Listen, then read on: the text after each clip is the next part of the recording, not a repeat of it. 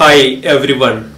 സമസെറ്റ് മലയാളി അസോസിയേഷന്റെ സംഘാടകരുടെ നിരന്തരമായ പ്രവർത്തനത്തിന്റെ ഫലമായി ഈ കൊച്ചു സംഘടന മറ്റു മിക്ക അസോസിയേഷനും മാതൃകയായി ഉയരങ്ങളിലേക്ക് നീങ്ങുകയാണ്. അവർ കാണിച്ചു തന്ന ഈ പൈതൃകവും പാരമ്പര്യവും നമ്മളുടെ കുഞ്ഞുങ്ങൾക്ക് എന്നും പ്രചോദനമായി മാകട്ടെ എന്ന് ഞാൻ പ്രാർത്ഥിക്കുന്നു. നമ്മുടെ അസോസിയേഷന്റെ അവതരണ ഗാനം നമ്മുടെ ഭാവിയിലെ പ്രോഗ്രാംസിന് എന്നും ഒരു പ്രചോദനമായി ഭാവിയിൽ ഉണ്ടായിരിക്കട്ടെ. ഈ സംഘടനയുടെ പുതിയ ഭാരവാഹികൾക്കും എല്ലാവിധ വിജയങ്ങളും അനുഗ്രഹങ്ങളും ഞാൻ ആശംസിക്കുന്നു. SMCA അസോസിയേഷൻ ഒറ്റക്കെട്ടായി യോജിച്ചു പോകുന്ന, ഒരുമയോടെ പ്രവർത്തിക്കുന്ന ശൈലി മറ്റുള്ള സംഘടനകൾക്ക് എന്നും ഒരു മാതൃകയായി ഉണ്ടാകും. സമസെറ്റ് മലയാളി അസോസിയേഷൻ ഒരു വീഡിയോ ആവിഷ്കരണം വളരെ മികവോടെ യൂട്യൂബിലും മറ്റ് മീഡിയകളിലൂടെയും പ്രചരിപ്പിക്കാൻ നേതൃത്വം കൊടുത്ത എല്ലാവരെയും ഞാൻ അനുമോദിക്കുന്നു. തൻ്റെ ബഹുവിധ ഉത്തരവാദിത്തങ്ങളുടെ ഇടയിലും ഇപ്രകാരം ഒരു പ്രചോദനം കൊടുത്ത, ഇത് ഡയറക്റ്റ് ചെയ്ത, നിസ്വാർത്ഥമായി പ്രയത്നിച്ച ശ്രീ ആൻഡ്രൂസിനെ നിസ്സീമമായി ഞാൻ നന്ദി അറിയിക്കുന്നു. അദ്ദേഹത്തിന് ഇതുപോലെ പ്രചോദനം ഇനിയും ദൈവം തമ്പുരാൻ ഭാവി നൽകട്ടെ എന്ന് പ്രാർത്ഥിക്കുന്നു. അദ്ദേഹം കാണിച്ച ഉദാത്തമായ മാതൃക മറ്റുള്ളവർക്ക് ഒരു മാതൃകയായി എന്നും തുടരട്ടെ. ഈ വീഡിയോ എല്ലാവർക്കും ഉപകാരപ്രദമായിരിക്കട്ടെ എന്ന് ഞാൻ പ്രാർത്ഥിക്കുന്നതോടൊപ്പം ഇതിന് എല്ലാവിധ വിജയങ്ങളും നേരുന്നു. എല്ലാവർക്കും ഈസ്റ്ററിൻ്റെയും വിഷുവിൻ്റെയും എല്ലാ അനുഗ്രഹങ്ങളും ഐശ്വര്യവും ഞാൻ ആശംസിക്കുന്നു. ഈ ആഘോഷം നിങ്ങളുടെ കുടുംബങ്ങൾക്കും സമൂഹത്തിനും എല്ലാ നന്മയും സന്തോഷവും ഐശ്വര്യവും കൈവരുത്തട്ടെ എന്ന് ഞാൻ പ്രാർത്ഥിക്കുന്നു, ആശംസിക്കുന്നു.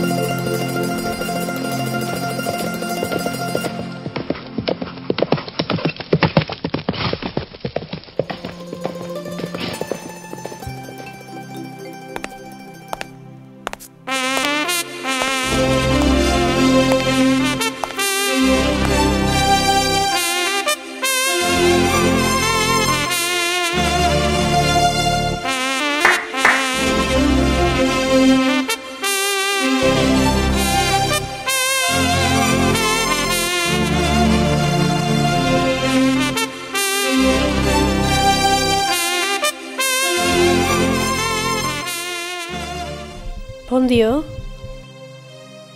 എനിക്കാകെ ഒരു ഭയം അനുഭവപ്പെടുന്നു. ഗ്ലാഡിയ, അത് ഇന്നലെ രാത്രി നീ കണ്ട സ്വപ്നത്തിന്റെ തുടർച്ചയായിട്ടായിരിക്കും. അതെ, ആ സ്വപ്നം എൻ്റെ മനസ്സിനെ വല്ലാതെ അലട്ടുന്നു. ഗലീലിയക്കാരനായ മനുഷ്യൻ ഒരു നിരപരാധി മാത്രവുമല്ല, അതിനപ്പുറത്ത് മറ്റെന്തൊക്കെയോ ആണ്. അവനോട് ദയ കാട്ടണം. എന്നെ അലട്ടിയ സ്വപ്നത്തിലെ അവ്യക്ത സത്യം അങ്ങ് മനസ്സിലാക്കുമല്ലോ. നോക്കൂ ഗ്ലാഡിയ, നാം ഒരു ഭരണാധികാരിയാണ്, റോമാ സാമ്രാജ്യത്തിന്റെ ഭരണാധികാരി. റോമാ സാമ്രാജ്യത്തിന്റെ അന്തസ്സിനും മഹിമയ്ക്കുമൊത്തേ തീരുമാനങ്ങൾ എടുക്കാൻ നമുക്ക് സാധിക്കൂ. എന്ന് വെച്ചാൽ നോക്കൂ ഗ്ലാഡിയ, നാം പുരോഹിത പ്രമാണികൾക്കെതിരായി നിന്നാൽ ജനങ്ങൾ നമ്മൾക്കെതിരാവും. നാം ആ മനുഷ്യന് അനുകൂലമായി നിന്നാൽ സീസർക്കെതിരാണ് നാമെന്ന് പുരോഹിതവർഗം പറഞ്ഞു പരത്തും. എങ്കിലും ഞാൻ കണ്ട സ്വപ്നത്തിലുള്ള സൂചനകൾ അങ്ങ് കരുതലോടെ എടുക്കുമെന്ന് ഞാൻ വിശ്വസിക്കുന്നു.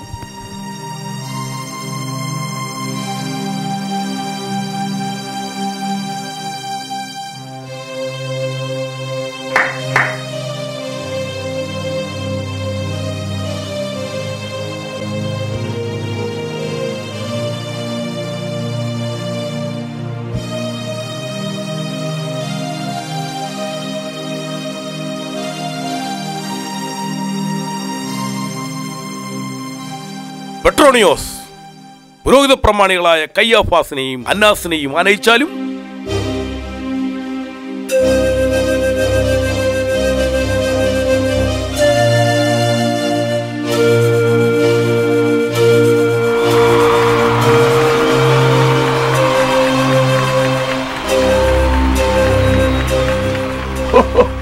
നീ കേൾക്കുന്നില്ലേ പന്തിയോ ഈ ജനങ്ങളുടെ ആരവം?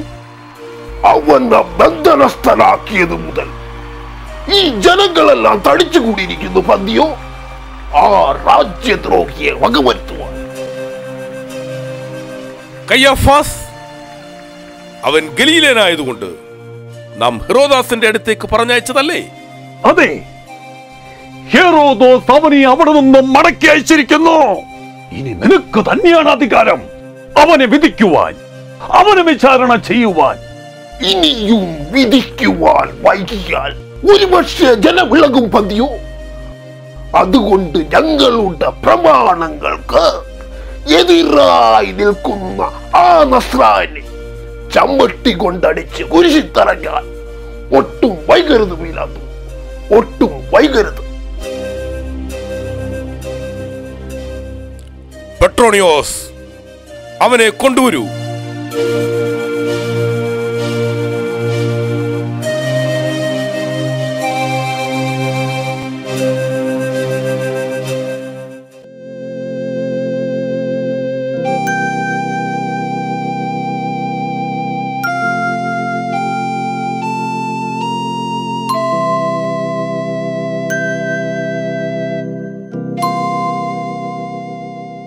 നാം വീണ്ടും ചോദിക്കുന്നു,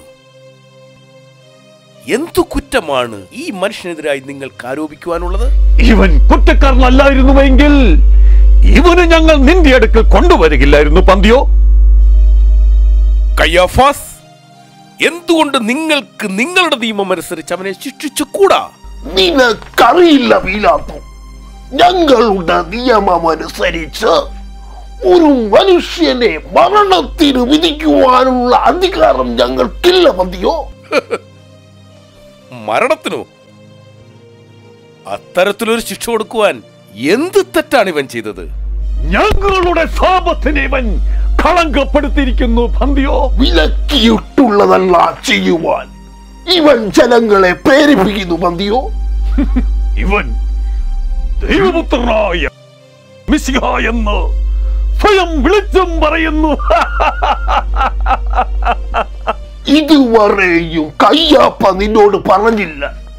എന്തെന്നാൽ ജനങ്ങളുടെ ഇടയിൽ ഇവൻ ഈ നിൽക്കുന്നവൻ അപകടകാരിയായ ദാവീദിന്റെ പുത്രനായ മിശിഹായാണ്. അത് മാത്രമോ, സീസർക്ക് കപ്പം കൊടുക്കരുതെന്ന് ഇവൻ വിലക്കുന്നു അത്രേ. വർഷങ്ങൾ കൊണ്ട് പടുതുയർത്തിയ ജെറുസലേം ദേവാലയം തല്ലി തകർത്ത് വെറും 3 ദിവസങ്ങൾ കൊണ്ട് പുതുക്കി പണിയാമെന്നും ഇവൻ പറഞ്ഞു അത്രേ. വെറും 3 ദിവസങ്ങൾ. ഇവൻ മരിച്ച മനുഷ്യനെ ഉയർപ്പിക്കുന്നു. പണ്ട് മോശയുടെ കാലത്ത് ഫറവോന്റെ ക്രൂരടിമത്തത്തിൽ നിന്നും പൂർവികരെ ചെങ്കടൽ പിളർത്തി പുറത്തു കടത്തി പുതിയ ദേശത്തേക്ക് സുരക്ഷിതമായി പലായനം ചെയ്യിപ്പിച്ച സാക്ഷാൽ യഹോവയുടെ പുത്രനാണെന്ന്.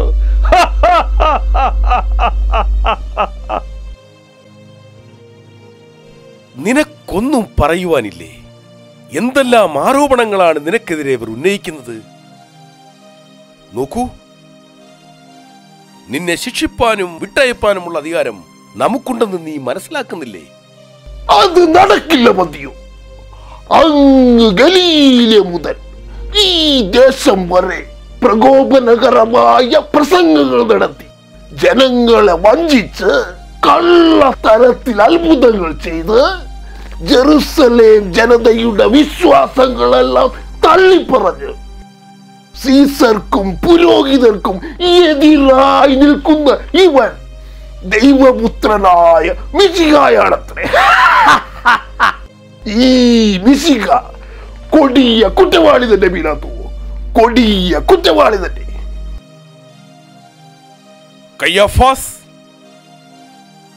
കേവലം 5 ദിനങ്ങൾക്ക് മുമ്പ് നിങ്ങൾ തന്നെ പ്രവാചകനെന്ന് പറഞ്ഞ് ജെറുസലേമിലേക്ക് ആനയിച്ച ആ മനുഷ്യൻ തന്നെയല്ലേ ഇവൻ?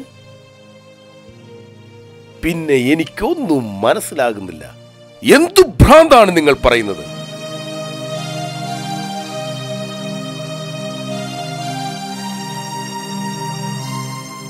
നീ യഹൂദന്മാരുടെ രാജാവാകുന്നുവോ? ഇത് നീ തന്നെ പറയുന്നതോ അതോ മറ്റുള്ളവർ നിന്നെ കൊണ്ട് പറയിക്കുന്നതോ? നിന്റെ തന്നെ സ്വന്തം ജനങ്ങൾ, നിന്റെ പ്രധാന പുരോഹിതർ, അവർ തന്നെയാണ് നിന്നെ എന്റെ അടുക്കൽ ഏൽപ്പിച്ചിരിക്കുന്നത്. നീ ഒരു രാജാവ് തന്നെയോ?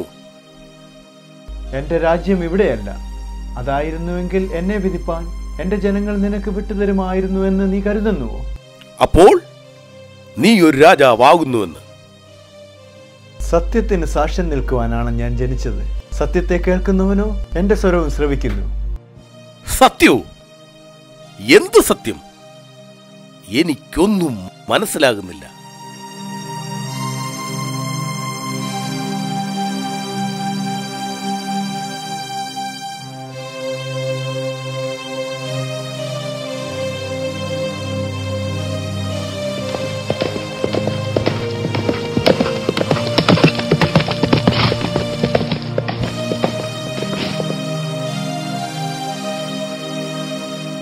പോന്തിയോസ് പീലാത്തോസ്, ഇതാ ഹെരോദസ് രാജാവിന്റെ സന്ദേശം.